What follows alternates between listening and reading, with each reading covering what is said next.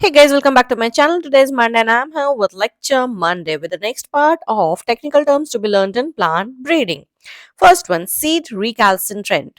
अब हम लोग कल पढ़े थे मतलब लास्ट मंडे पढ़े थे ऑर्थोडॉक्स सीड। उसमें क्या था कि हम लोग उसको उसका मॉइस्चर परसेंटेज 5 लेवल तक कर सकते थे, 5% तक कर सकते थे एंड लॉन्ग टर्म स्टोर कर सकते थे।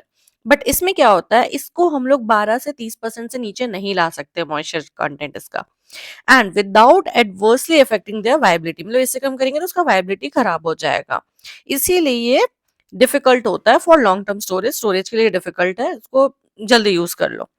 Next is segregating generation, means जिसमें हम लोग को सेग्रीगेशन डिफरेंशिएशन देखने को मिल रहा है, द F2 को बोलते हैं, एंड उसके बाद की जनरेशन भी सेग्रीगेटिंग होता है। F2 and the consequent generations obtain through continued selfing of a hybrid between two और मोर strains.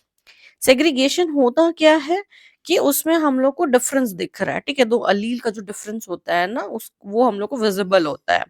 Separation of alleles at the time of gamete formation so that each gamete receives only one of the two alleles of a gene। तो जो दो अलील of a gene होता है वो एक एक ही जाता है पेरेंट्स से, ठीक है। अगर capital T capital small T है तो एक में कैपिटल टी जाएगा, एक में स्मॉल टी जाएगा, एक गैमेट में। अब यही चीज को segregation, separation, segregation, okay. Next is selection, differential reproduction rates of different genotypes. Now selection artificial क्या होता है, आर्टिफिशियली सिलेक्ट क्या होता है, जैसे मैनली हम लोग जाके सेलेक्ट कर रहे हैं, वो आर्टिफिशियल सिलेक्शन हो गया। नेचुरल सिलेक्शन क्या होता है, जो कि सर्वाइव ही नहीं कर पा रहा है उस टेम्परेचर, उस एनवायरमेंट में। Now selection background, in a cross program selection for the recurrent parent genotype or against the non recurrent parent genotype except for the gene under transfer। मतलब कि हम लोग क्या सेलेक्ट कर रहे हैं, हम लोग सिर्फ उसको सेलेक्ट कर रहे हैं कि हाँ ये रिकरेंट पेरेंट है, इसी को लेके आगे जाना है, क्योंकि हम लोग को नॉन रिकरेंट चाहिए ही नहीं।